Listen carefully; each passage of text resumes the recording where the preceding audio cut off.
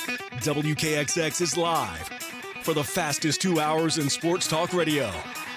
Get ready for Chase Robinson. He has got to be a player they can rely on in big situations. And Gerhard Mathangani. Has the trust of his team. Sounds like the makeup of his team is in a really good space, and I believe that's because of the culture he's curated down there. For WKXX Live, these guys have you covered from preps to pros and everything in between. Now, let's go inside the Fox Sports 102.9 studio with Chase and Gerhard for WKXX Live. Welcome in on a Monday afternoon. It is WKXX Live. It is Chase and Gerhard here with you. Hope you had a great weekend, and we've got a lot to cover. We got baseball playoffs starting, NFL. What a weekend for college football. High school football, crunch time. Gerhard, how was the weekend? It was very good. Very good. Lots of great football. Obviously on Friday night, had some great games, and, we've starting to see the landscape take shape in the high school football world. And then on Saturday, another great day of football. Some weird and interesting avenues as it relates to certain teams and certain conferences, and we'll dive into that over the next couple of hours. And then in the NFL, it's always, been a crazy week. There was only one game yesterday featuring two teams that came into the game with a winning record. Most of the league is like 2-2. Yeah. And so you have a couple of teams that are 1-3, a couple of teams that had a winning record. Giants obviously knocked off the Packers in that game with the 1-1 as far as the teams that had winning records. So lots of great, talking points all up through college football the last 72 hours. So your weekend was better than the backup quarterbacks of the SEC. 100%. I think a lot of people's weekends were better than the guys asked to fill in for the starters. And you're starting to see sometimes in these certain situations, the gap between the starter and the backup. And it's pretty sizable in some accounts. Yeah, we're going to talk a lot of SEC football today. We'll get to some NFL. We'll also get to plenty of baseball as well as the Braves begin their quest for back-to-back world titles as they have a series with the Phillies that begins tomorrow. The next couple of days will be afternoon games, so no WKXX Live tomorrow or Wednesday, as we'll be having some afternoon baseball for the Atlanta Braves. I want to start, though, on this is a very shocking game Saturday night, Alabama, Texas A&M. Again, you had a backup quarterback in for the Crimson Tide as Bryce Young was out. Jalen Milroe had a great game against Arkansas the week before. But you can tell, and Saban alluded to this earlier, he was playing with a little anxiety. And you're in a big game, probably the biggest atmosphere Jalen Milroe has ever played in Bryant-Denny Stadium. It's a good thing it was at Bryant-Denny Stadium. Yeah, definitely. But you saw some moments from Jalen Milroe that you said, well, there's a reason he's not the starter at the time. I think he's going to be a great quarterback, but several times didn't handle things great, didn't let go of the ball, fumbled the ball, did let go of it sometimes. So just some woes there at quarterback for the Crimson Tide. Yeah, I mean, the numbers are a bit pedestrian just in general, considering the fact that he was, 12-19 and 111 yards. But it's the decision making on some of the occasions where you just felt this feels a little off. And the Tide as the team, they were for the first time in a very long time negative in the turnover department, and you don't normally see that from a normal Crimson Tide team. Yeah, lots of turnovers, which put Texas A&M in some really good positions at time. Again, Haynes King, we went into the game saying, well, Max Johnson's out. King has not had a great year. His receivers really helped him out. Yeah, I don't have the numbers in front of me, but the receivers for Texas A&M were able to get some jump balls and really help King out. Yeah, Devin, I believe his last name is Ashanti, Devin Ashanti was huge. I mean, he had 16 catches himself of the 25 completions overall, 16 rushes, I should say. As far as the passing game goes, they had 25 receptions also. So when you were able to balance out the passing and the run game, and Ashanti, who I just mentioned earlier, out of the backfield, he had 4 catches as well out of the backfield. But Stewart was big, Muhammad was big. Being able to come away with some big time plays and help lead the offense that we just have had so many questions about for a very long time. And to do that on Alabama's defense was a little bit impressive because you just hadn't seen it in a while. They struggled against App State. They struggled against Miami. They struggled against Arkansas. And it came together a little bit, like you said, also with the back end help from Alabama, being able to give them the ball, a few different times, and they were able to take advantage.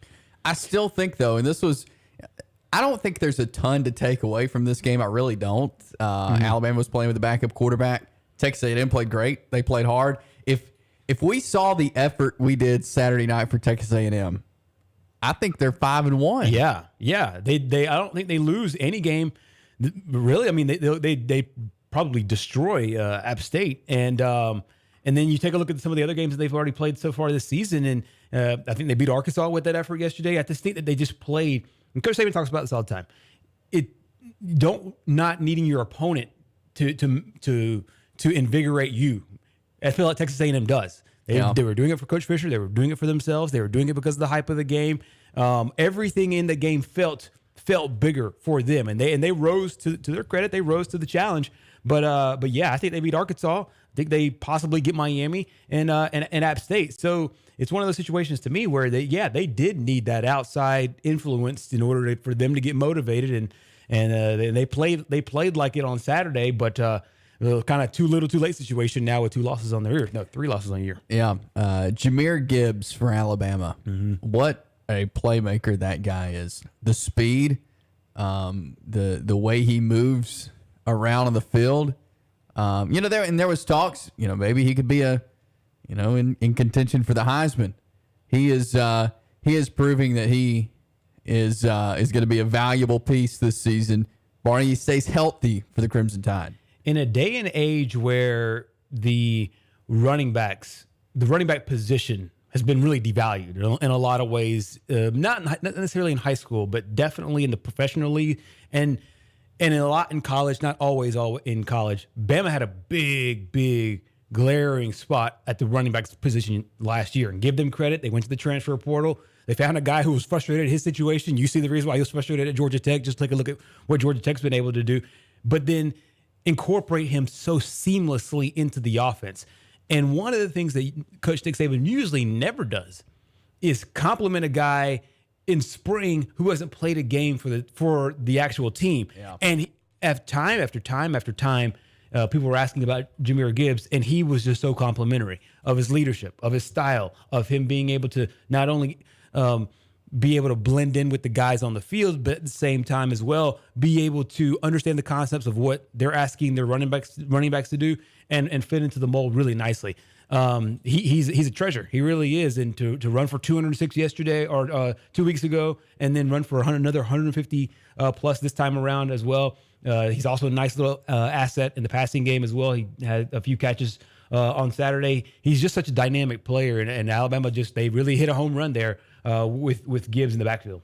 Yeah, they did. And Nick Saban, of course, as he does every Monday, spoke to the media. What did we hear from the coach this morning? Well, yeah, we got 2 bites for you. The first one talks about just the team improving, and he makes it pretty obvious that there's a lot of things that they need to work on as they move forward into this week. And here's part of his opening statement. I think it's fairly obvious that there's a lot of things that we need to work on, evaluate personnel, evaluate consistency and performance, evaluate priority of getting your job done the right way, so that we can have a little more consistency in our performance. We didn't take advantage of opportunities when we had them in the last game, and that's certainly something that's going to catch up with you. Players have to understand you got to do things to keep from losing before you can think about winning, which is turning the ball over, making mental errors, not reading things correctly so that we can execute plays the way they're designed. And that's something that we, as a whole, as an organization, our priority has to be, we got to get it right ourselves, and so that we do a better job of putting ourselves in positions of having a chance to be successful. And when we do that, we got to take advantage of it. Nick Saban there talking on how his team needs to improve. And, he hit on it there. I mean, you had penalties, you had turnovers, just uncharacteristic things for this team that, you can improve on those, and you're going to have to improve on those with the opponent you have coming up on Saturday. Yeah, he makes it really, really simple. Like, we just can't keep playing like this and continue to win, especially this week with a really good Tennessee and really confident Tennessee team next on the schedule. This is a clear turning point, I think, for Alabama, but they could at the same time do what we could do. They could say, hey, look, we did play with a backup quarterback, did get the win. We did play, well when we needed to, especially at the end of the game. Defense stepped up, got the stops that they needed to get towards the end of the game. But yeah, there's certainly a pretty big hill to climb here, for the Tide, but it's doable. All the mistakes are fixable, and I think that's kind of the good part about it when you take a look at it kind of holistically.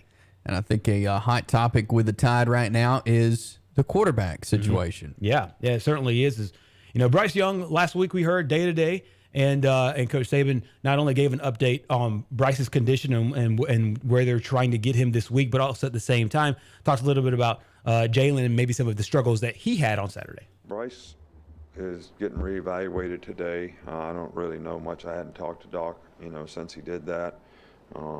Hopefully we're going to try to get him ready to play this week, but this is something that nobody can predict, how quickly this is going to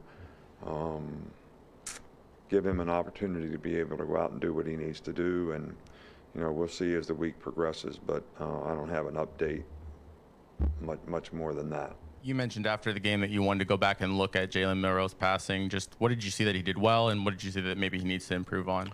Well, I just think Jalen played with a lot of anxiety. And I don't think, he allowed himself to let his training sort of guide him and trust and believe in it so that, he could have success in executing plays. You can't turn the ball over and not execute plays like they're designed relative to the read of what you should and shouldn't do. So those things are all things that we need to definitely improve on.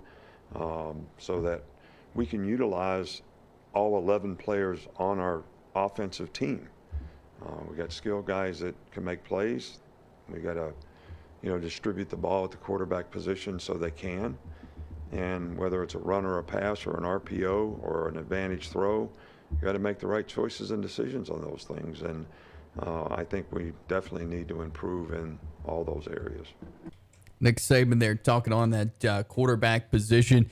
And, again, Jalen Milroe came in against Arkansas, but had a full game under his belt after Texas A&M. And, of course, there's a lot to improve on, but you can tell he's got the football IQ to where he'll be able to fix those things. Yeah, no doubt about it. And he's one of the guys that I expect, after having a bad game, maybe according to his standards, he'll bounce back. And it's one of those things where I just think that you just need the reps. Before you go into these big-time battles, you just need the reps. And Bryce Young was able to get that. And before that, Mac Jones was able to get that. And before that, Tua and Jalen Hurts were able to get that. I do believe in the progression of the Alabama quarterback, and I think that it's been a good one over the last 4.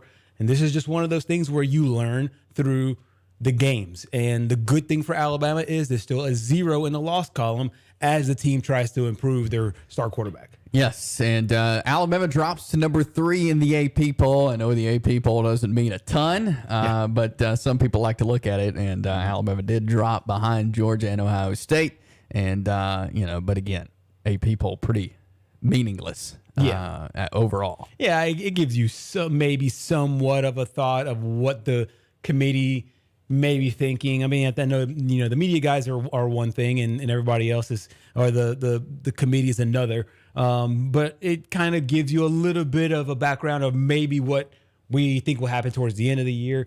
Not necessarily always the AP poll and the committee's poll always see things eye to eye, especially at the top. But it's kind of a good, nice little gauge for certain teams. And then, being able to kind of forecast ahead. And speaking of the AP poll, quick shout out to JMU. James Madison University finds themselves undefeated and in the top 25. This is a team that just got into the FBS.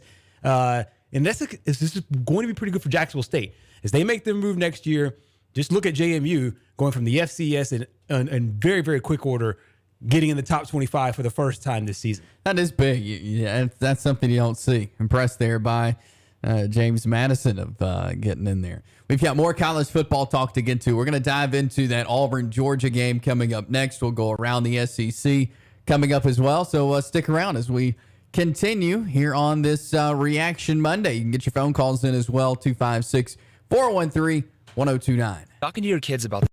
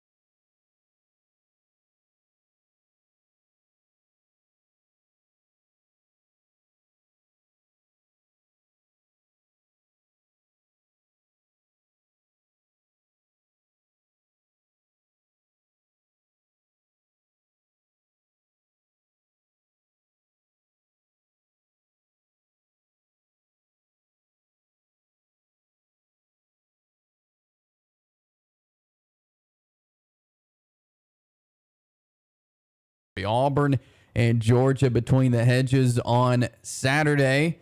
As you look at the game, you saw the what the guys over in Vegas. Yeah, they certainly did.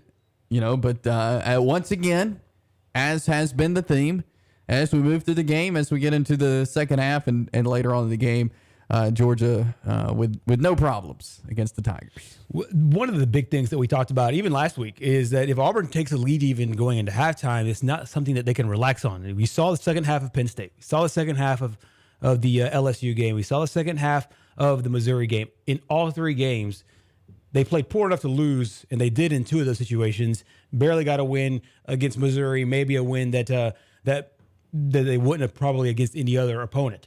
Now you turn around and face off against the defending national champions, and it's in their place, and it's the first game of the season. It's the first road game of the season, and we got the experience that we got with the Auburn Tigers. It's just, it's one of the things where I think for Auburn fans listening to some few podcasts and whatnot, team of entities that follow Auburn, I think some of the frustration is it's the same rhetoric all the time. It's the same talk all the time about doing the right things and being there and keeping things in check, and it just doesn't seem to correlate to how it plays out on the field. Now, the coaching staff, they've done what they can do as far as trying to put guys in certain positions and being able to help out their team. I just think as of right now that this team is so far away from being a really good and strong football team. The things that plague Alabama right now, the turnovers and whatnot, and just the inconsistency, it's very fixable and it's very surface level. I think the things that plague Auburn go about 30 feet deeper in the water as far as just the fundamentals of the game and not being able to get those aligned. Yeah. Big win for Georgia. A 32-point win. The line was 29.5. That's right. Georgia was able to win that one by 32.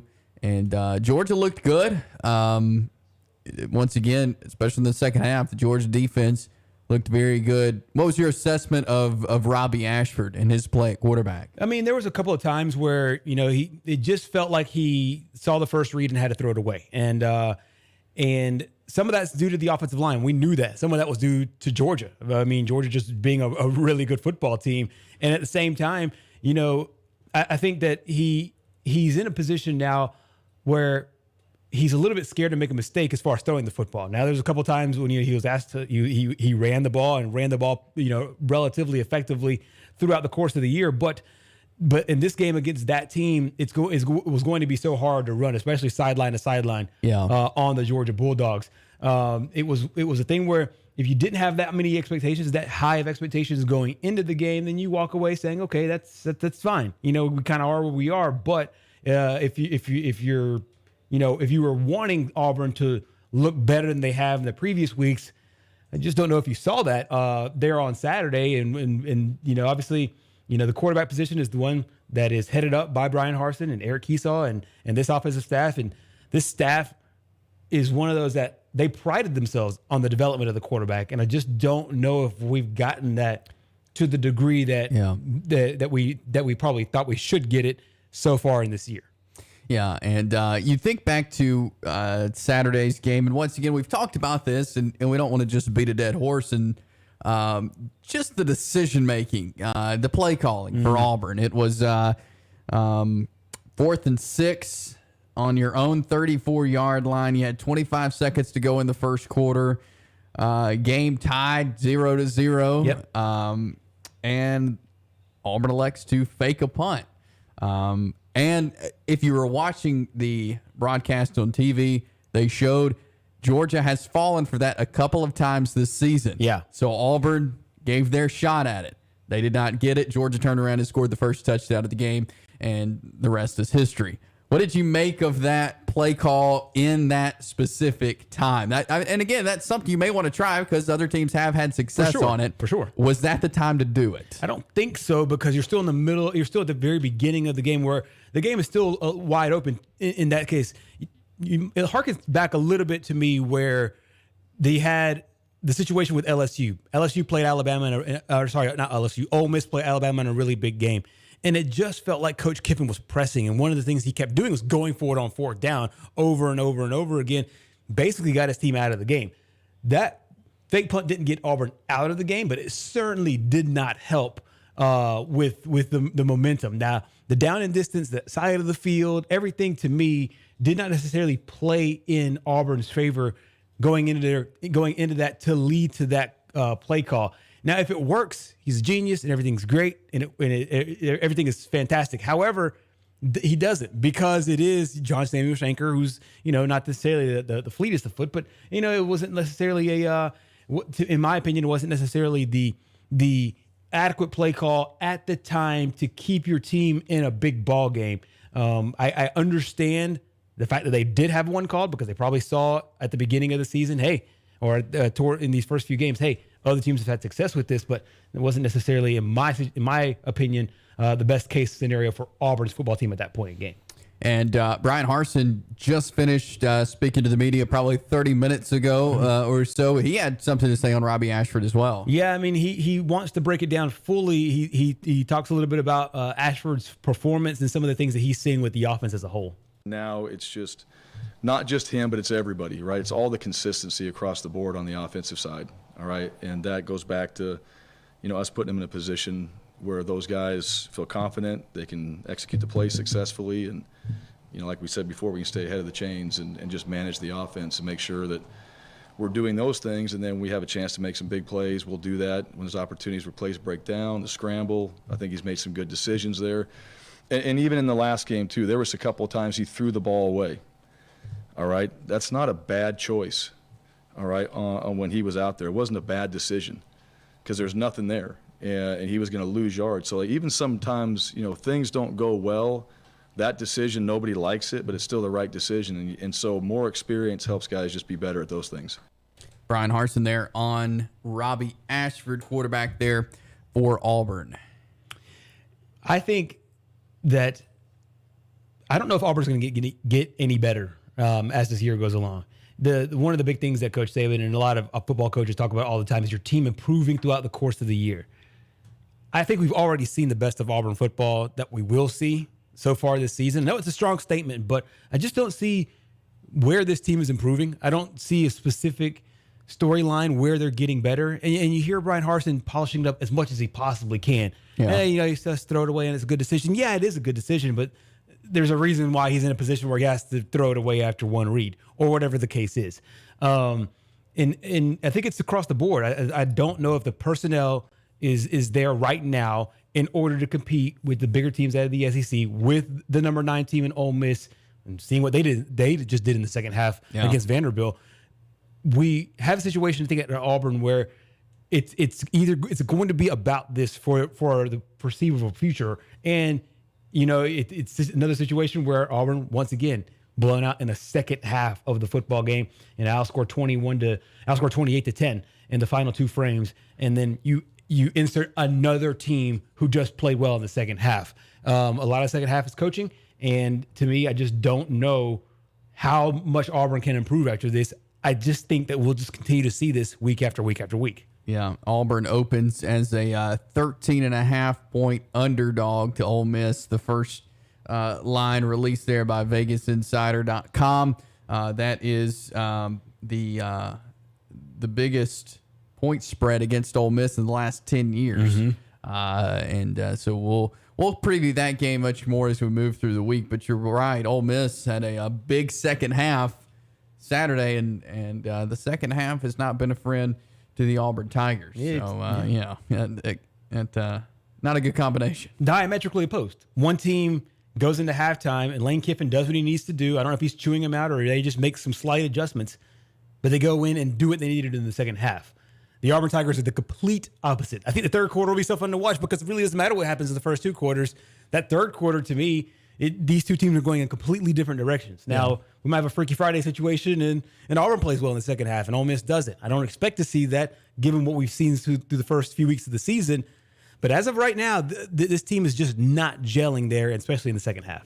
Yep. And so, again, we'll continue to preview Auburn Ole Miss later this week as we get you ready for that game coming up on Saturday. We'll grab a timeout here. We'll come back and we'll go around the SEC. Tennessee had a big win South Carolina, Mississippi State also taking advantage of some injuries on their opponents. We'll talk about those games and more coming up here on this Reaction Monday on WKXX Live. WKXX, Fox Sports 102.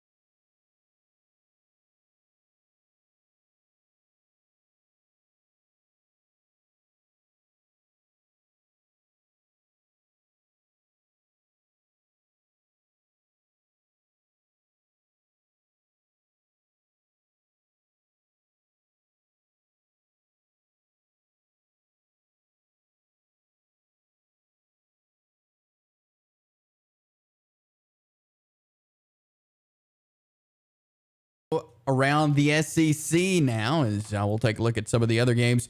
We talked about A&M and Alabama. We talked about Auburn, Georgia. We got to talk about this Tennessee LSU game. Tennessee has been playing really good football, and we knew that that they could for sure go down to Baton Rouge and win this game. But it's the way they won this game that surprised me. Start off with a bang. I mean, en route to a 40-13 win there. It was one of the kind of interesting things that Brian Kelly even admitted that Coach Heupel and Tennessee were out coaching them. But you saw the things that we've been seeing from Tennessee all year long. Execution on offense. They get into the red area. They get largely touchdowns instead of field goals. Hendon Hooker has been sensational all year long. He had another great game in QBR. It was a 0 to 100 scale. He had a QBR of 92.2. It was fantastic throughout the course of the game. They were able to run the ball. They were able to stop the run as well. Made life a little bit difficult for Jaden Daniels. I know that he ended up having 300 yards passing. However, they just made it rough for him. He had a QBR of 56.7. After that matchup, they started off with a really, really big play on special teams on the opening kickoff. Once again, another special teams blow for LSU, who've had a bunch to start their season. And they used that fumble, that recovery, scored first. And from ever since then, LSU was playing from behind. So I'm really, really impressed here by Tennessee. It's been a long time since, we go into the third Saturday in October and we're talking about a really, really good Tennessee team in a top 10 matchup this week against the Crimson Tide. It's been a long time since this game has been relevant. And you think about it, probably a lot of these players, a lot of the students, younger fan base in Alabama doesn't remember this game being anything special. And they're gonna find that out this Saturday, I think. Yeah, this is still a cigar game for Alabama, and I believe so for Tennessee. It's been a long time since they won. I don't know if they smoke cigars, but they're able. I think Tennessee has put themselves in prime position to make that program shifting win. Now they've been on the cusp of it. We see this a lot in sports, climbing that hill, but this one has been their big stumbling block. Not saying that they can win this week, especially if Bryce Young is available. But as of right now, through the first 6 games of the year, they have been really, really good. And Coach Heupel's done a fantastic job over there. And, their last win was in Knoxville. That was all the way back in 2006. It's been a really long time. But they'll see if they could, try to notch another one for the first time in a while. Yep. Josh Heupel spoke to the media as well after the big win on LSU, and he's saying his team's playing pretty good right now. Yeah, they're playing really good football, and it was mentioned to him, and you'll hear it in the question about some of the things that Brian Kelly said, and he's very, very quick to deflect it all and give credit to his team. Coach Brian Kelly admitted during the broadcast at halftime that you were out coaching him. What does it mean when another coach admits that you're coaching better than them? Man, we were playing well. That's what it comes down to, man. So it's not about me. It is we got a full locker room, 125 guys, and a great staff, and the way that we have continued to grow, the way we continue to compete, strive to get better. That's why we're playing the way that we are. We've got to have a great week this week. They are playing very good football right now going into the third Saturday, but a huge win for the Tennessee Volunteers, 40-13 over the LSU Tigers there in Baton Rouge. And again, Hendon Hooker and the Tennessee offense making it happen in so many different ways. Yeah, they're right now number 1 in the country in total yards per game, close to 550, 547. Big task for the Alabama defense. They stepped up, and they have one of the more talented units in the country. They stepped up a couple of weeks ago. We'll see if they could do it again. But this is a team that could beat you both ways. You want a balanced offense, but also an offense that's very explosive. And the Tennessee Volunteers have that. And it's been turned around very, very quickly under Coach Josh Heupel. And I expect it once again to be at that level as they come and play Alabama. This game being at Tennessee, I think is huge. First big game, at home. They get the game day there. I think SEC Nation is there. It is going to be a great environment in Knoxville, Tennessee, and a really good college football team that once again right now is number 1 in the country in total offense. And so I'm really excited to see how this team handles it. There's obviously expectations. There's big time expectations as they enter this matchup for the first time in a long time. There's big time expectations, but so far through the first few games of the year, first 5 games of the season, they're getting the job done. Yeah. So Tennessee gets a big win. And also on Saturday, we've talked a lot of Kentucky football this year. Lots of talent, especially quarterback Will Levis. But it was the South Carolina Gamecocks getting the win over Kentucky. And we were talking on Friday and then on the college kickoff show Saturday morning what it could mean if Will Levis did not play in this game. And hey, credit South Carolina for going out and they needed a good win, and I think they got it Saturday. Statement victory there for them. Now everybody will say, Will Levis and Kaya Sharon aren't the same, aren't the same quarterback, and they'd be right.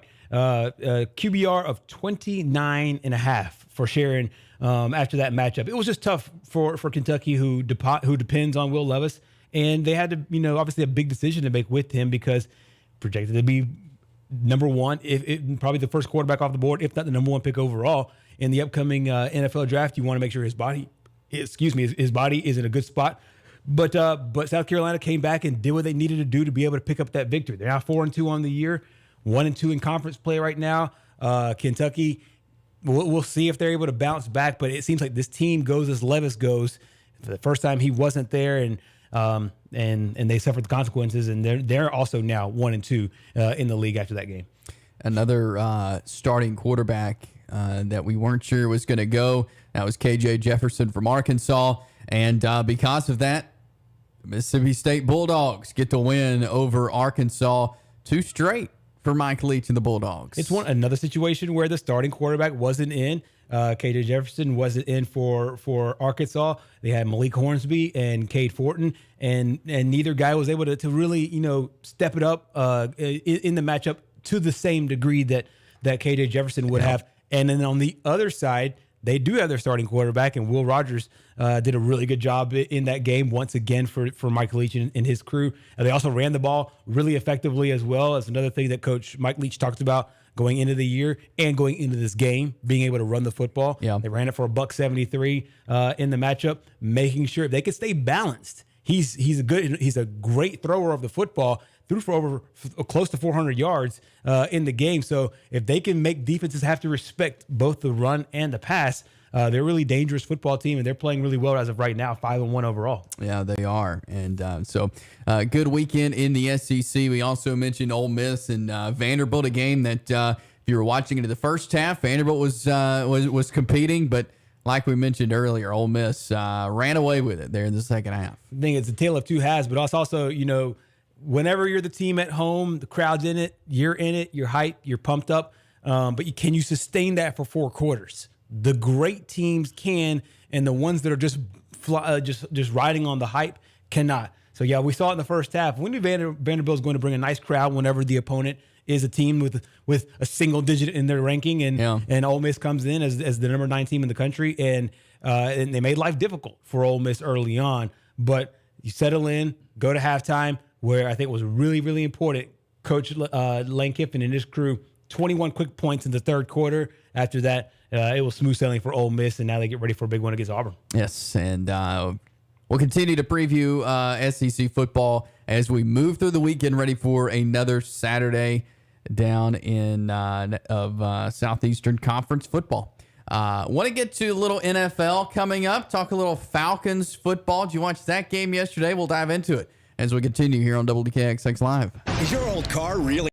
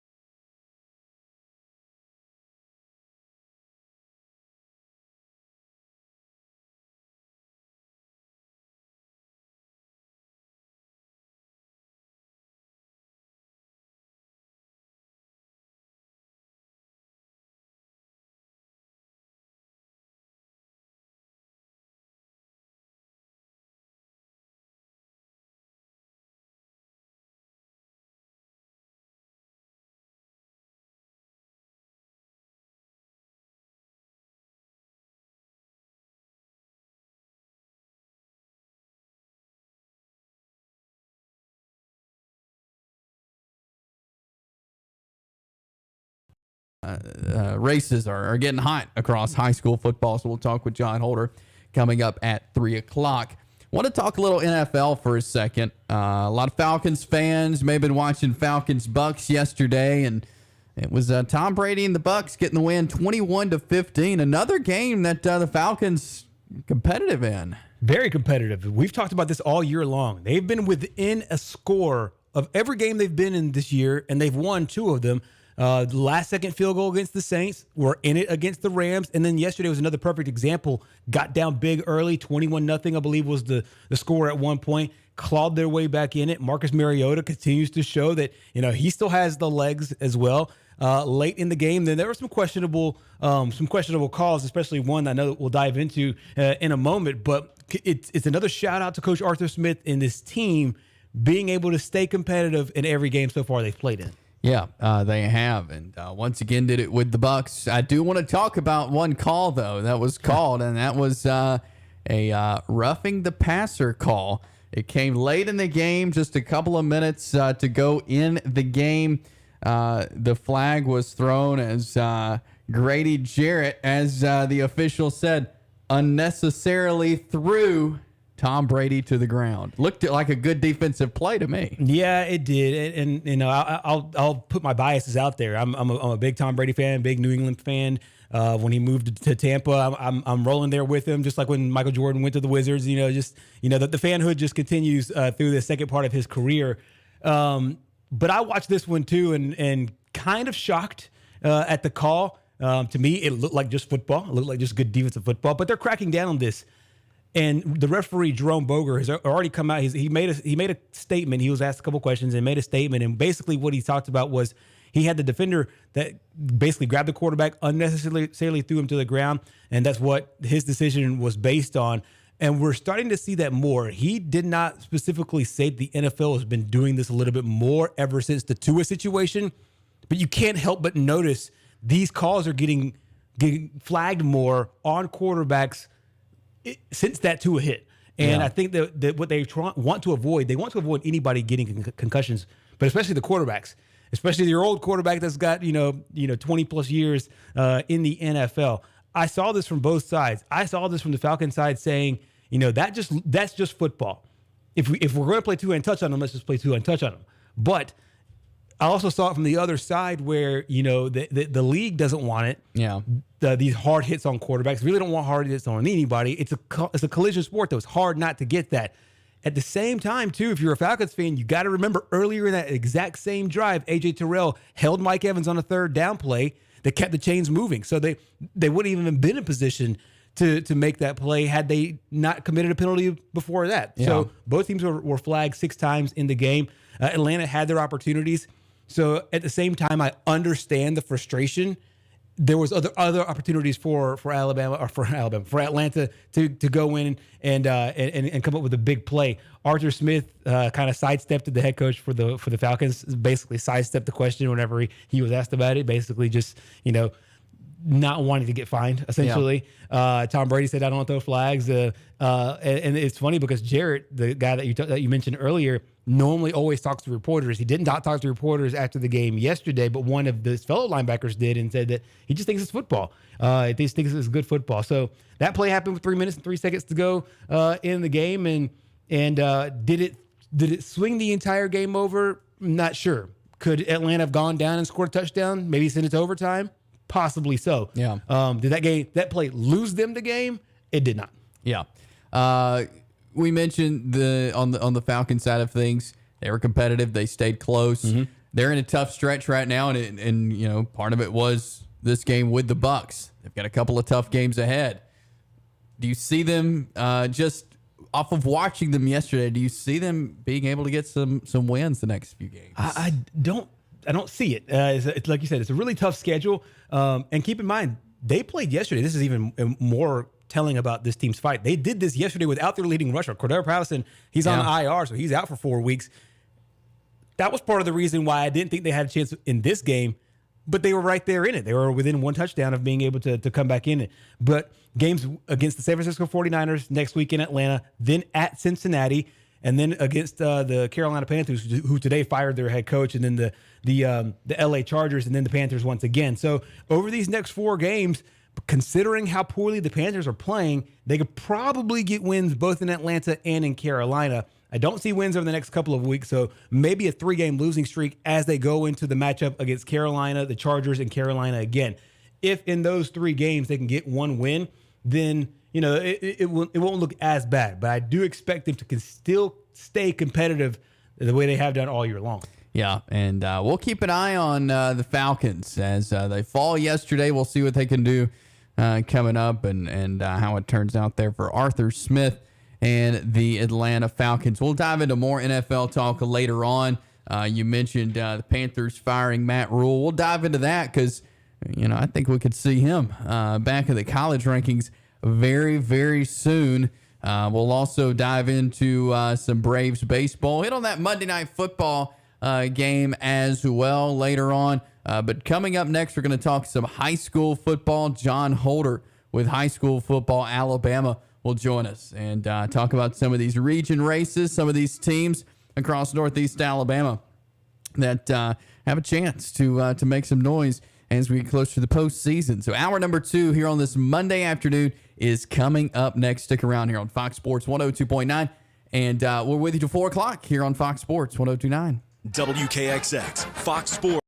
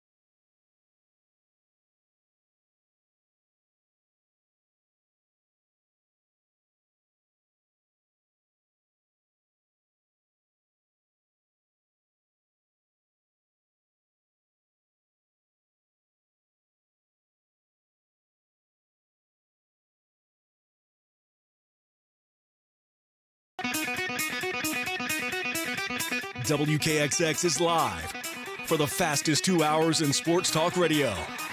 Get ready for Chase Robinson He has got to be a player they can rely on in big situations. and Gerhard Mathangani Has the trust of his team. Sounds like the makeup of his team is in a really good space, and I believe that's because of the culture he's curated down there. for WKXX Live. These guys have you covered from preps to pros and everything in between.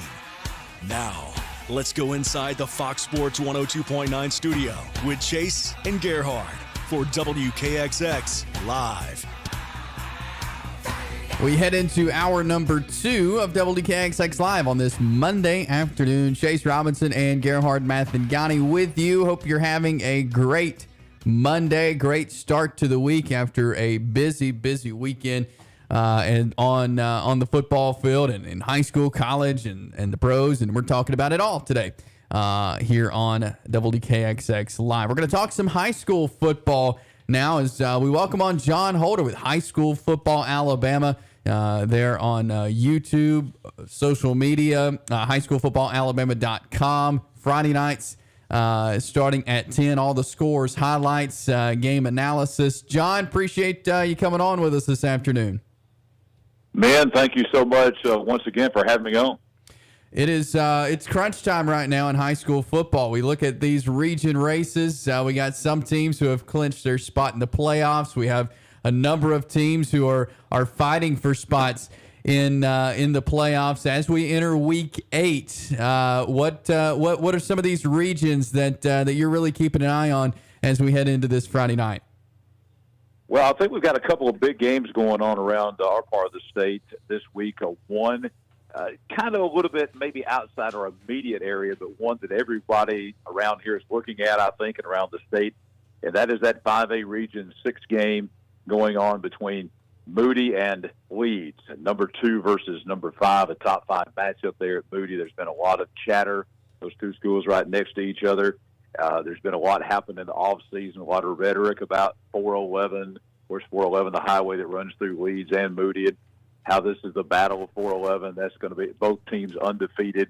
That's going to be a huge one there as well. I think, there's another impactful game, and that is Etowah and Cherokee County. Etowah, for all intents and purposes, if they can go to center and win, they will wrap up the Class 4A Region 6 championship. If Cherokee County wins, then you're going to have a 3-way tie, in essence, for first in that region, and more than likely going to come down to tiebreaker scenarios. So those are big games as well. And then, we had some upsets this past week, which brings us to, setting up some games that we did not think would be maybe all that important and crucial. But, we've got some games like Piedmont and Geraldine this week playing at Piedmont. That'll be a huge game as well. Alexandria and Southside. That is for 3 and 4, basically. That's going to decide who's 3 and who's 4 in that 5A Region 6 playing at Death Valley. And as you guys know, being the 4 team in a region and going and playing on the road at a region champion, sometimes there's a big difference in that and being a number 3 team and going to a runner-up, because sometimes you get in regions where there's a big drop-off between that top team and the next team. So I think that's a huge game as well between Southside and Alexandria coming up on Friday. 100%. John, you and I were with each other every Friday doing after the game. And one of the things that we've been talking about since this season started was that Class 3A Region 6. You just touched on Piedmont and Geraldine, but also a big game that will possibly go a long way into determining who claims those other 2 spots there in Class 3A Region 6 is Hoax Bluff and Sylvania, and another interesting matchup between Westbrook and Plainview. How did you see this whole region, matching up at the beginning of the season, and is it going kind of to form, or have you been surprised in any way? No, Gerhard, it is not going the way I thought it was going to go. I really thought going into last week, I thought we pretty much had this thing figured out. Of course, Piedmont at the top there. But I thought we were starting to get some separation, some clarity about the next 3 positions there. And then on Thursday night, Plainview goes in and upsets Sylvania, which was a shocker. And then you go into Friday night, and you had Ohatchee going in and beating Hoax Bluff, which was a shocker. And now that has turned everything upside down in that region. And really, to be honest with you, I'm not sure at this point in time if there's anybody that's really totally out of this thing right now as far as getting to a playoff berth. I think the big thing right now in that region is, obviously Piedmont's the favorite to maybe be the region champion. But the battle for number 2 in that region and home field advantage in the playoffs is totally up in the air right now. There's a real battle coming down this home stretch to see who's going to not only be in the playoffs, but I think the bigger thing that I'm looking at is who's going to seize the day and wind up being that runner-up team and getting home field advantage, because I think that'll be huge as we make our way through the playoffs. We're talking with John Holder from High School Football Alabama. You can watch after the game Friday nights or whenever after their show on YouTube, Facebook. Just search for High School Football Alabama. 4A Region 4, John, Anniston Bulldogs sit up there at the top, especially after their big win over Handley a couple of weeks ago. They're undefeated on the season and in the region. Behind them right now, Handley, Jacksonville, Mumford. You got Cleburne County in the mix there as well. What do you make of 4A Region 4? It will take 2, to be quite honest with you, monumental upsets these next 2 weeks. Anniston has, you're basically looking at Talladega and Cleburne County. And, Anniston's going to be huge favorites in those. Handley, probably going to be the 2. They have the tiebreaker advantage over Jacksonville. A game that is going to be huge in this region as far as deciding a playoff berth actually is going to be a game coming up this week between White Plains and Munford at Munford. Munford coach Michael Easley has said, hey, we can't take anything for granted. We've got to win this game over White Plains if we want to be in the playoffs. And as we've seen, guys, as you know, out of this region, once you get into the playoffs out of this region, it's so tough from top to bottom. These teams do very well. If you go back over the last 2 to 3 years, even the 3 and 4 teams in this region have done very well and pulled off some first-round upsets, and I think we may see that happening again because they match up with a region in Region 3 that has American Christian at the top, but after that, Bibb County's pretty good, but then there's a big drop-off. So I could see our teams in this part of the state out of Region 4 do very well in that region come playoff time. So whoever winds up getting in, even if Munford, and I think that's probably the consensus right now is that maybe Munford, because they have a head-to-head tiebreaker over Heflin. I think that there's a possibility that even a Munford as a 4 team could maybe make a good showing in the first round. For sure. Going over to some of the smaller classifications, in Class 1A Region 6, this is a region that's stacked with teams, especially at the top. Raglan has always been a traditionally good football team, as has Wadley. Spring Garden has been rolling under Coach Jason Howard.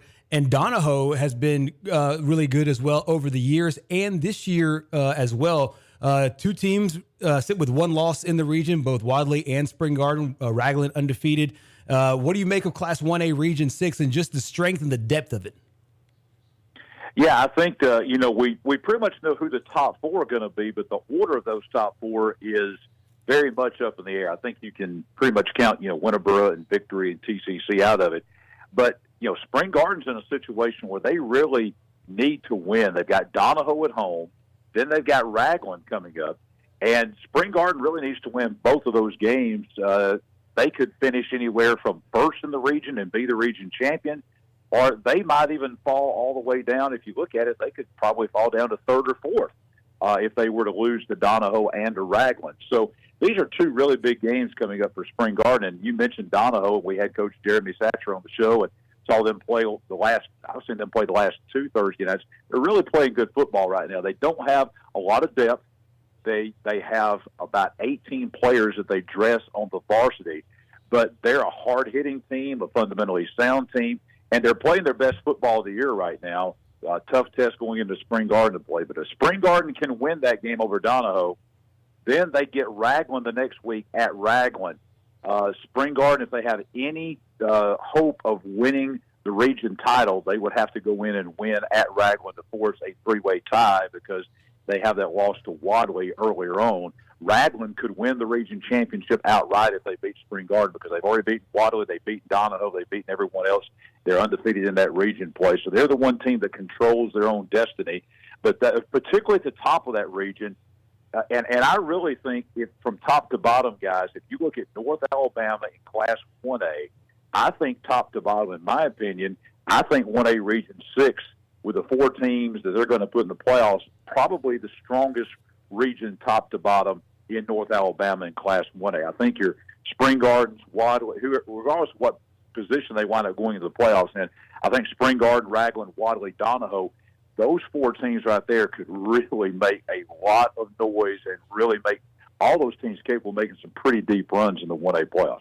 Yeah, you're right. Could definitely see that happen. John Holder, high school football, Alabama. Watch after the game on Friday nights from 9:45 until midnight. Gerhard and John and Coach Short on there with post-game analysis, highlights, scores, everything you need to know about high school football. John, really appreciate you coming on with us this afternoon. We'll do it again soon, but appreciate your time today. Absolutely, guys. Enjoyed it, and it's the best time of the year. Region titles and state playoffs. That's where we are right now. Thank you, John.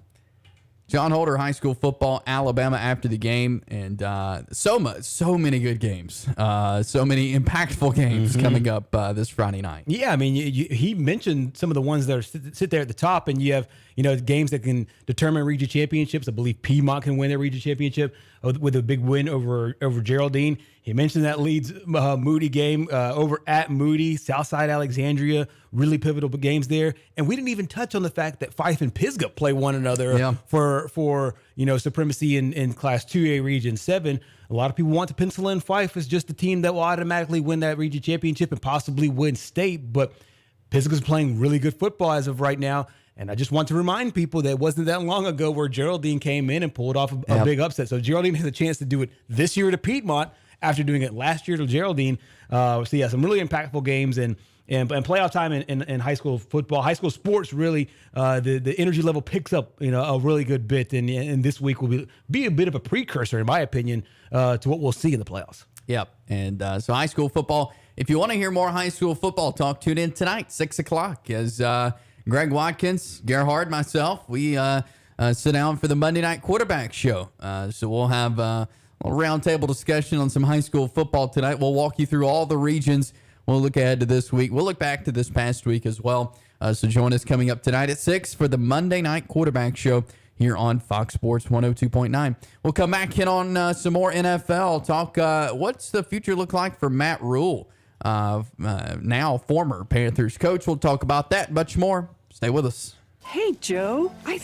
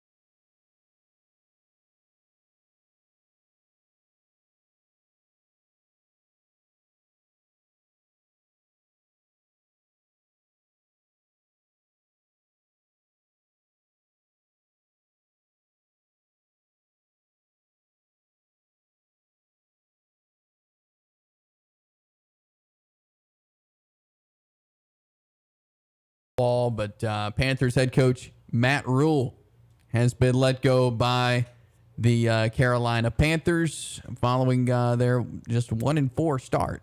Yeah, this is an interesting development situationally, not just on the professional level, but now on the college level as well. We've seen a lot of the guys like that do this, have success in college, make the jump to the NFL, not necessarily quite the same amount of success, and then they come back into the college ranks. And so this now creates a ripple effect in two different sports as far as college football and professional football. And so the Carolina Panthers, they're not too far away from David Tepper, their owner, saying, this is a 4, 5, 6 year process to be able to get to where we want to get.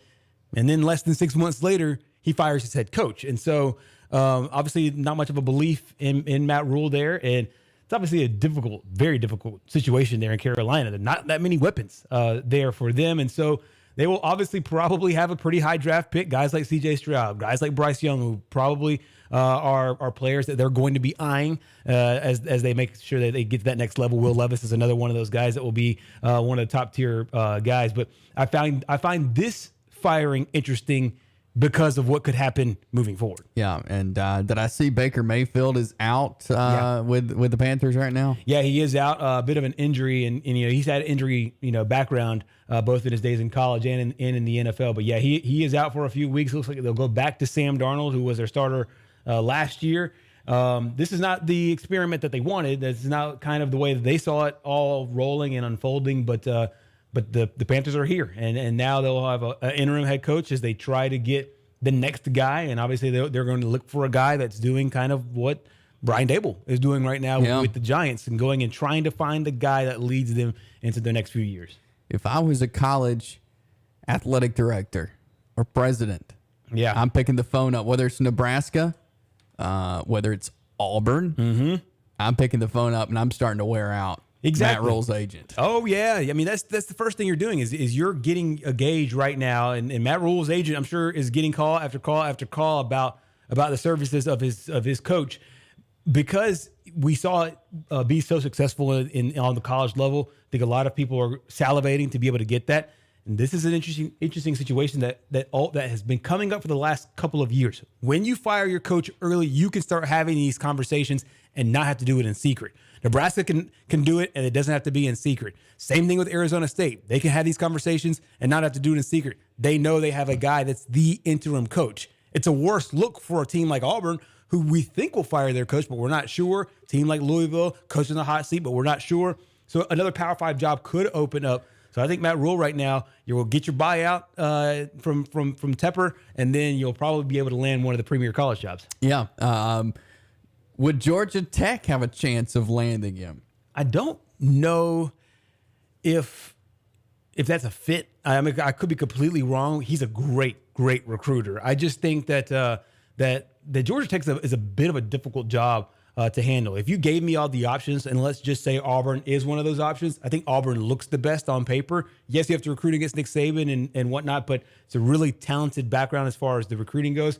I think Georgia Tech has a chance at it. Of course, they'll be able to pay. They're in one of the major conferences as the landscape of football seems to shift all the time. Yeah. I think that you're more secure in the ACC, the SEC, and the Big Ten, more so than you are in the Big 12 or the Pac-12. Not necessarily the sturdiest of footing as far as those schools moving forward. So at least at Georgia Tech, you're in a recruiting hotbed, and you're in a conference that seems to be sustainable from a financial standpoint.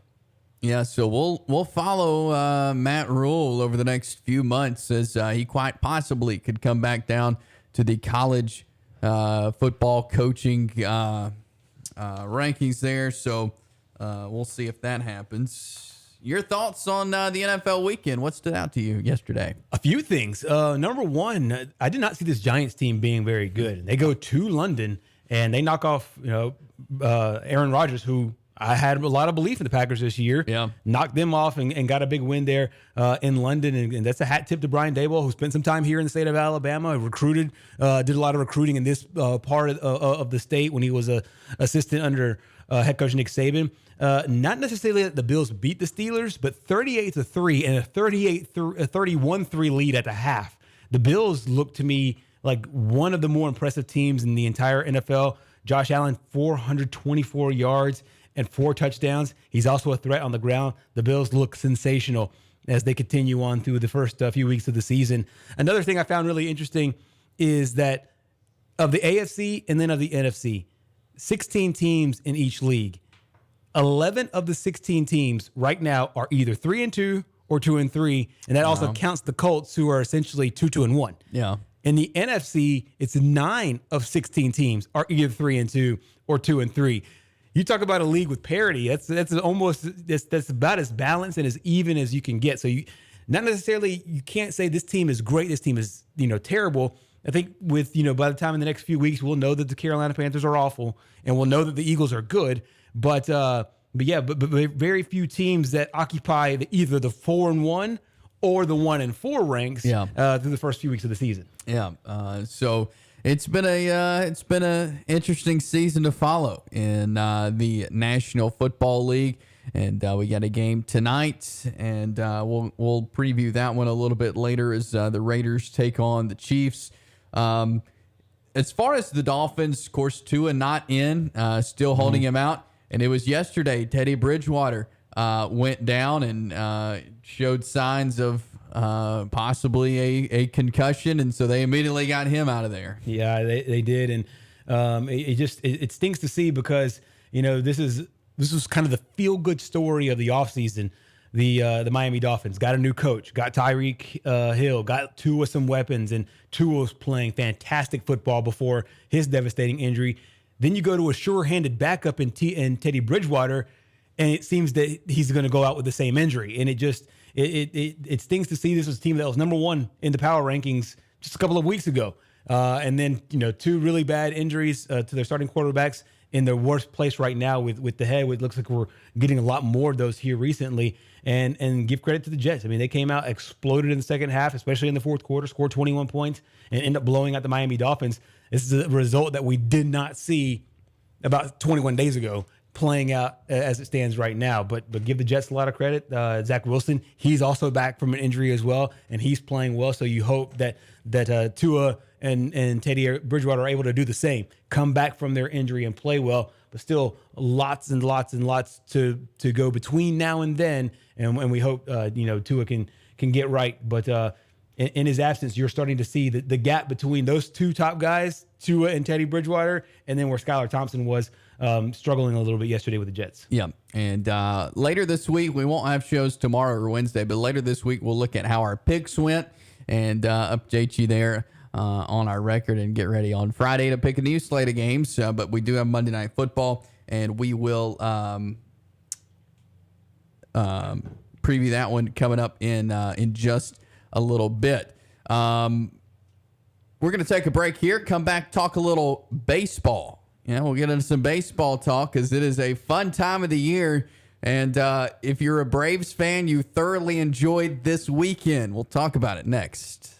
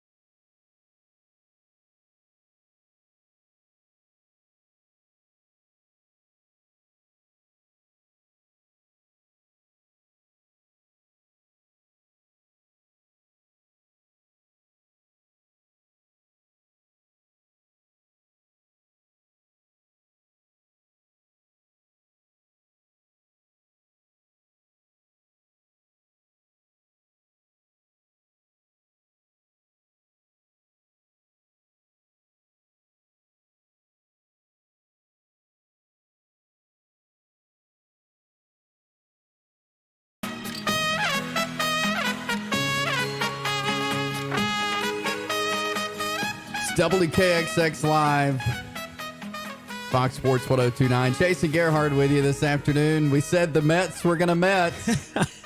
This intro music is so perfect for what just unfolded in Major League Baseball. The Mets fall to the Padres over the weekend. So the Mets are done. I mean, and we were talking about it in the break. I mean, you look at all the talent they had, the pitching staff that they had, and banged up at times, but still, this is not a Mets team you thought would have been out the wild card round. Yeah. We talked about this. I guess the Braves were down close to 10 games beginning of the year, and it was posed on this show. I believe you asked it. It was, will the Mets do what the Mets normally do? I was like, this team just feels too talented to do so. 101 wins. You lose the wild card. You would think. You lose the division race. You would think that would help galvanize your team and get your team refocused again. It's the only series that went to a third game at home. Yeah, and and they don't score a single run in the final game of what was a promising season. It's a big of a shocker. It's a big shocker and it's a non-shocker at the same time. Yeah. It's a non-shocker when you look at it through the historical perspective, but it's a shocker when you look at what this team, the way that this team was constructed, how this team was built, and being able to have the results that they have and going home like the other teams that are left in the league. Yeah, and I knew when I saw that they were going to go to a game 3, I said they're done. There's no way the Mets are going to win this, and they didn't. They are done. And the Braves get ready to see the Phillies after the Phillies get a couple of games from the Cardinals. Yeah, game 1 was really interesting. I think it was a tone setter. Really tight towards the end of the game. And then the Phillies explode. I think it was for 5 or 6 runs there in game 1. They take game 1 on Friday, and they carry that momentum into game 2. Great story with the Cardinals. Great story with Albert Pujols, the run that he had to end the year, and just incredible. If we don't see another game from Albert Pujols, we're blessed as sports fans to watch the way that one played out.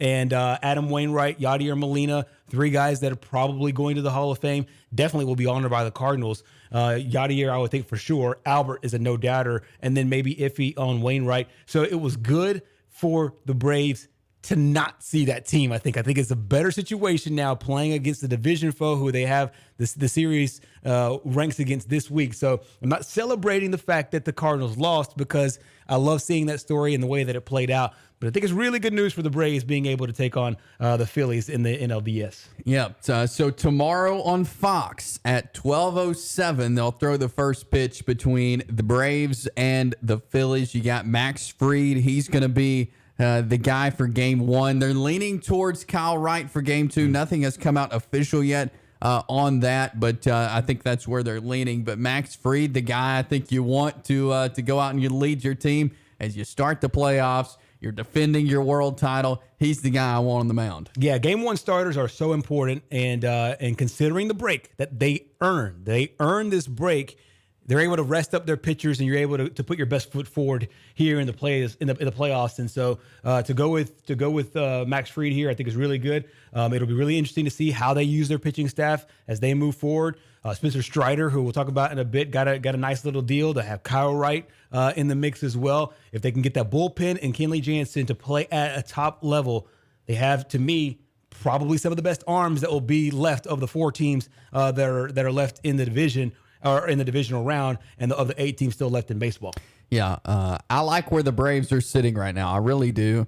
Not just being a Braves fan, but looking at the bigger picture, I like where the Braves are. And you mentioned a guy that I think could be key down the stretch, and that is Spencer Strider. Once he gets back, fully well and ready to go, I think they may be looking at him for Friday if he has that extra day to get ready there. But he did sign a contract extension, so I know the Braves fans are happy that Spencer Strider is going to stay in that Braves uniform. Yeah, if nothing else, he stays in a good mindset, knowing he's going to be in Atlanta for a long time. He's now taken care of. This is great for a guy that wasn't even a postseason roster last year, and next thing you know, he signs a big deal. So I think just the pressure that you would put on yourself in a normal situation, he doesn't have to put that pressure on himself in this year's playoffs.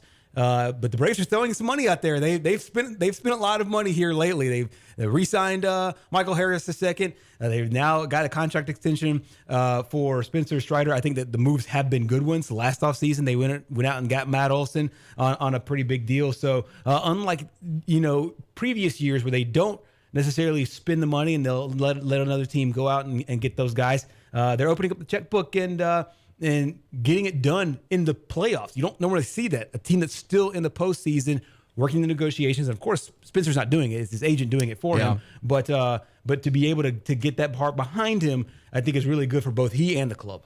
Yeah, here is Spencer Strider speaking to that. Just being a Brave and the not feeling pressure. My goal is always to outperform any expectations. There's nobody that has higher aspirations or expectations for performance than myself, and so in that way, I don't feel any pressure.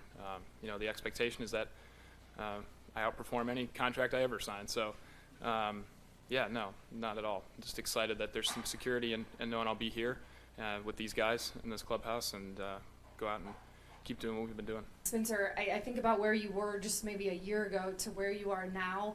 How would you describe just the thought of this is where you would have wanted to be? Your future, your career, and in essence is kind of solidified at this point. But I know for a while that's kind of a dream to be at this point. How would you consider that journey? Yeah, I mean, my bigger accomplishment to me is just getting to be on this team and go to the playoffs. And obviously that starts tomorrow. And last year I got called up at the end and wanted to make the postseason team and didn't. And so my motivation this year was to try and get that done this year. And I feel like we've got a good team, obviously, and we're excited to get going here. And that's really where my focus is and ours as a group. They got to be ready to go and focused as they take on the Phillies tomorrow. But Spencer Strider has been very consistent all year, barring the injuries he's had here and there, and that slowed him down a little bit. He's been very consistent and been very valuable for this organization. And I think this is such a key thing right now going on in Major League Baseball. Being able to sign guys, even though they don't have a whole lot of a ton of experience. Strider's just 24 years old, and he has just 33 big league appearances. But you've seen it in his run in the big leagues. Yeah. He's earned it. There was a game not even a couple of months ago where he had, I believe it was 16 strikeouts in one game, setting the franchise record. But that's now a 6-year extension for him, $75 million. Austin Riley, a 10-year deal, $212 million. And Michael Harris II being able to get a $72 million contract on 8 years, locking up these young stars. Let's go to the phones. We got Jeremy on the line with us. How are you, Jeremy? I'm good, Chase. I'm good. I like this, wrapping him up and getting him signed. The only thing that worries me about is we don't have Dansby signed up yet. Don't have him wrapped up. So we can get Dansby, I'll be really happy. But I've been watching this video after video of upset Mets fans. And I've laughed so hard today. They just cannot get over the fact that they are not in the playoffs and that the Braves beat them. I mean, it's the joy of my life watching the misery of Mets fans. It's a collapse for sure. And I'm with you on Dansby Swanson. In fact, when we were getting that audio, it actually came from a video from Atlanta, from Valley Sports South. It was courtesy of the audio there. And one of the things I looked out for was the entire team was there in the press conference as they were making this announcement. They were obviously, really excited for their buddy being able to sign a big long-term deal. But I couldn't help but dart my eyes over to Dansby Swanson to see, if he's kind of, grinning happy for his guy, but at the same time, like, hey, let's lock me up as well.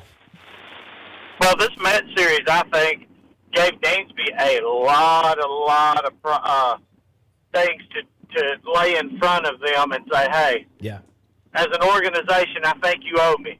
And I think his career-wise, I think they do owe Dansby. Make Dansby the face of the team. Make him the new Chipper Jones. Make him that guy that you put on the posters and on the cups and on the bobbleheads and on all of this stuff. Because Dansby's got the personality. his talent is caught up, and he's now showing what we all expected a few years ago for him to be doing. So make him the face of the team right now. Yeah, I agree with you. I think he's in a position to do that, and I would love to see them lock him up and keep him and Austin Riley together and Matt Olson. Keep these guys together. I mean, they've proven the success that they could have. Why not keep them together? And they've done a great job so far with keeping the core together. I'm just hoping that they're not thinking, well, if Dansby goes, we've got this other kid here, which is, yes, he is a great player, but I don't want to see Atlanta get into that situation where they depend on the younger guys, because eventually at some point you're not going to have the talent there with the younger guys. You can't just have a big turnover rate at certain positions. And I feel like until Dansby came along, that's exactly what was happening at the shortstop position. Exactly. You have you can rely on some prospects, but you don't want to lean on them all the way around. If you look at ESPN's article on this contract extension, they do mention it. It's deep in the article, but they mention the fact that the last player of this core group to sign is Dansby Swanson, and they did say in the piece that the Braves have made it clear that they hope he stays in Atlanta. So I have to kind of read between the lines, but it just sounds like it might be a money thing. So maybe if Swanson and the Braves get the number right on the number of years and the number of dollars, that would probably be in a good situation. But I agree with you wholeheartedly that he can be that kind of that guiding piece. And even though they have young guys, he's kind of the older one of the young guys to help lead this team forward into the next maybe 10, 15 years. And Anthopoulos is not a dumb guy. I think he's gonna see the mistake that was made with Freddie. Yeah. And he's gonna make sure that doesn't happen again. Especially considering that Dansby has the same management, has the same agent as Freddie had. As he's still with that group. And I think Anthopoulos is like, you know what, y'all got me once, y'all ain't gonna get me again. Mm-hmm. Yeah, and so hopefully there won't be any miscues with the representation there this time between the Braves and Dansby. But yeah, got to get him locked up, and I'm fired up for some postseason baseball, Jeremy. Have we got a schedule yet about how's radio gonna play out? Is it going to? Are y'all gonna have like was it last year? Y'all had to have another team that it wasn't Ben Ingram them last year, was it, during the playoffs? Playoffs, yes. World Series, we have to carry ESPN radio, but leading up to that, we'll have Ben Ingram and Joe Simpson on the call. Awesome. That is perfect. I love hearing them call the games, and especially playoff time, because Ben Ingram and Joe Simpson get the energy. They get they're the home guys, and you want to hear the home guys call your playoff games. Yeah, most definitely. They're two of the best at it, and they help set the scene perfectly. They're the perfect voices to listen to if you're actually not at the game, to be able to get a clear picture about what's going on. Well, let me ask y'all this, because I haven't got to listen. I wasn't listening. What's your feeling on Buck Showalter calling out the pitcher because of his ears in the sixth inning? That was the most weirdest and bizarre thing I've seen in a really long time, and it screamed to me the conspiracy theory stuff that the Mets have always just been kind of it's kind of feeling out, like where it's like, well, we can't beat you on the field, so we think that you have this, and that this just happened to be the most absurd thing ever with Musgrove and something behind his ears. And I got to look a little bit more into it. Apparently, there's a thing now that pitchers are doing that it's kind of become kind of hot with pitchers, I guess, to get them in the right mental state. But that was an oddball, move, and especially from a guy of Showalter's talent or in his background to kind of see, hey, stop a game for something like that. Yeah. Well, if you go back and look, he has done this before. Mm-hmm. He did it when he was with Baltimore, I believe. But he also had a pitcher get called out and actually got in trouble. And that's why Showalter does it, is because when he was with Baltimore, I believe I cannot remember the pitcher's name, but they were playing Tampa Bay, and Tampa Bay called out the pitcher, and he got ejected for using a foreign substance. And so ever since then, Showalter does that. He did it 2 or 3 times he did it once more against the Rays, where he called out one of their players, and they found nothing. And then he did it again, but then this is like the third or fourth time he's done that. So he's one of those just always looking for something. Well, he's not going to be doing it anymore this round of playoffs. Yeah, that's all. Well, it's all done. I will say this: the Padres look hot. I mean, they look like they're going to give the Dodgers some trouble. I know the Dodgers won the series 14-5 this year, but that was regular season, and you've got a completely different Juan Soto coming into this playoff. He finally found whatever that was he forgot about how to play, and has come on strong. And you got Machado. This pitching that the Padres have got, this is going to be a real good series. And to be honest with you, I'm kind of happy to see Philadelphia and not St. Louis. Yeah, I think so too. Yeah, we mentioned that at the top, where it was great to see the St. Louis story. Great to see Albert Pujols and one of the best players ever go over 700 and all of that. But you just felt like if they kept going, they'd be that team of destiny, and they'd end up pulling off a couple upsets. So while the story was great, it was good to see the Phillies take care of business there, especially in Game 1, and setting up this division matchup in the divisional round. Well, I'm hoping we get off to a quick start against them, and at least I really want us to go 2-0 into Philadelphia. Yeah. Mm-hmm. I really want us to go 2-0 into Philadelphia, because going in 1-1, I understand it's the Phillies, but man, that crowd in Philadelphia, it doesn't matter. It's playoff baseball time now, and they're going to come ready. I mean, that town is already hyped up anyway because of the Eagles, the Flyers. They're expecting a good season out of them this year. And, I don't think they really know what the 76ers are going to do, but as a sports town, that town is fired up right now and excited. So let's see. I hope we go out, throw some strong stuff against them, and the bats find some holes and put some in the bleachers. Yeah, we need that home run ball. Hopefully we'll have it this week. Couple afternoon games. We've been hit or miss on the afternoon games, but hopefully we'll come ready to play in Atlanta. Jeremy, appreciate your call. We'll talk to you hopefully later this week. Oh, yeah. Go Braves. Go Braves. Excited for Braves Phillies tomorrow. Again, 12:07 is the first pitch, 10:50 a.m. And you'll hear the Ford leadoff show, Kevin McAlpin and Chris Domino, and then Ben Ingram and Joe Simpson and Jim Powell will all be on the call tomorrow of Braves Phillies here on the Braves Radio Network. Couple afternoon games, so no WKXX Live for the next couple of days. We'll jump to a quick break here, come back, hit on some Monday Night Football, and all that is ahead here on WKXX Live. Is your old car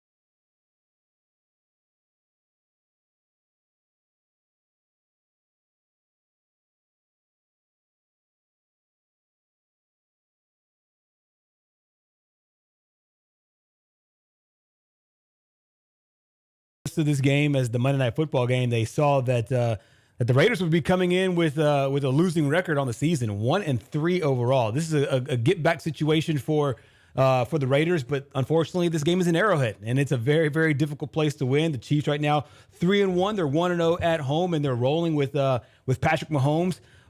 Raiders need to find something offensively with Derek Carr and Devontae Adams. I think that they can.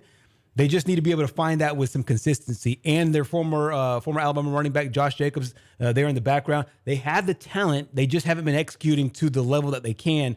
Can this week be the thing that really starts to get them going? Or will the Chiefs continue just to be the Chiefs and it's plug and play there in Kansas City? Yeah, and so that game is coming up tonight. And looking forward to watching some Monday Night Football. Looking forward to Braves-Phillies tomorrow. Max Fried versus Rangers Suarez. They're in Atlanta at Truist Park. I'm hoping, even if it's an afternoon game, that there's a good crowd on hand there in Atlanta. Yeah, you would hope so. I know here in the state of Alabama, they have fall break this week, and I don't know if Georgia follows the same policies. We'll check in on that to see, just to see if people are off and whatnot. But even if they don't, I expect that there to be a nice afternoon crowd there, even if some people have to, call in sick and and play hooky a little bit, but hopefully bring some energy to the stadium tomorrow. The Braves will need it. I know the Phillies will bring their best effort, a good game for them, and it's one of those situations to where sometimes you play the rest thing, like where you have a team that's been playing well, and they just carry that juice and momentum into the next series. If you're the Braves, you want to stop that, and you have a good chance to do it with Max Fried on the mound. And again, you'll hear that game right here on Fox Sports 102.9 tomorrow. 10:50 is the airtime. 12:07, they'll throw the first pitch there. Braves-Phillies, game 1 of the NLDS. And we'll have all of the playoff games here on Fox Sports 102.9. Coming up here is the Braves back to battle is their phrase using here is heading back into the postseason, trying to defend that world championship they got just a year ago. And that's one thing that maybe will help this team and maybe help the fans as well as they pack out Truist Park, knowing what it takes to get there. You've done it. You done it a year ago. And so you know what it takes. Now, can you put yourself in a position where you're not hoping anymore, you're actually believing? I think that's where the Mets faltered. I think that they just kept playing not to lose as a team. And it felt like that as a city. And they felt, the anxiety and things got tight. I think if the Braves continue to play loose, they have such great arms, and they lead the majors in home runs. Can they keep that going? Can they keep the bats going? I think you can only do that if you play loose and not if you play tight. And that's game to game. That's inning to inning. That's pitch to pitch and series to series. You have to just keep at it every single day, and they have the talent to repeat. But nothing's handed to you in this sport. And we saw both 5 seeds and both the NL and AL knock off the 4 seeds. And so anything's possible in the playoffs. Sure is. And playoff baseball starts tomorrow for the Braves. So be listening tomorrow and Wednesday afternoon. We'll be with you for a few minutes on Wednesday afternoon to get you ready for that Braves matchup there on Tuesday. But we'll be back with you for a full show coming up on Thursday. We're going to be talking with Jacksonville State coach Rich Rodriguez tomorrow. So we'll have that for you coming up on Thursday and much more as we get on later into the week. But be listening for Braves baseball tomorrow. And that's all the time we have for you today. So hope you have a great rest of your Monday. And we'll see you later this week.